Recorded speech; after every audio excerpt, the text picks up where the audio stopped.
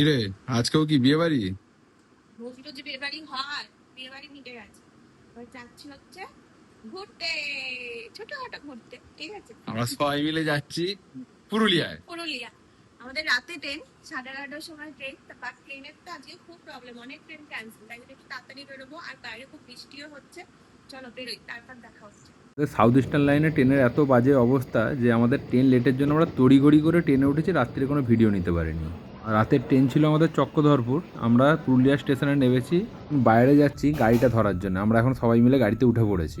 বৃষ্টি ভেজা রাস্তা ধরে এগোতে এগোতে প্রতিটা মোড়ই যেন এক নতুন সৌন্দর্য অপেক্ষা করছিল। পুরুলিয়াকে অনেকেই আপনারা লাল মাটির জেলা বলে চেনেন, কিন্তু বর্ষার দিনে এই লাল মাটি যেন নতুন করে প্রাণ ফিরে পাচ্ছিল। চারিদিকে সবুজের চাদর, পাহাড়ের গায়ে মেঘের আনাগোনা, আর টুকটাক বৃষ্টির শব্দ আর ভেজা মাটির গন্ধ সব মিলিয়ে যেন এক অসাধারণ ছবি মনে হচ্ছিল। তবে এই আজকের দিনে পুরুলিয়াকে এক অন্য রূপে দেখলাম। যে পাহাড়গুলো গরমে রুক্ষ আর নির্জীব মনে হয়, বর্ষায় সেগুলোই সবুজে মোড়া। দূরের পাহাড়গুলো কুয়াশার আড়ালে লুকোচুরি খেলছে, আর মাঝে মধ্যে হালকা বৃষ্টির ফোঁটা। আর দেখেছেন, এখানে যেতে যেতেই বাচ্চাটা আর পাচ্ছিল না। এ হচ্ছে কুট্টুস, আমাদের ঘোরার মেন আকর্ষণ। ও ছুটে বেড়াচ্ছিল, ওর সঙ্গে আমরাও একটু।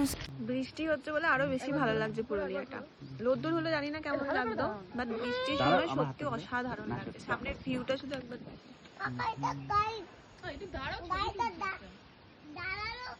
ফোনে অতটা বোঝাও যাচ্ছে না, সামনে থেকে দেখলে দারুণ লাগছে। ভালোই বোঝা যাচ্ছে, সুন্দর লাগছে। একটা গাড়ি যে ছুটে যাচ্ছে এখান থেকে পাহাড় থেকে।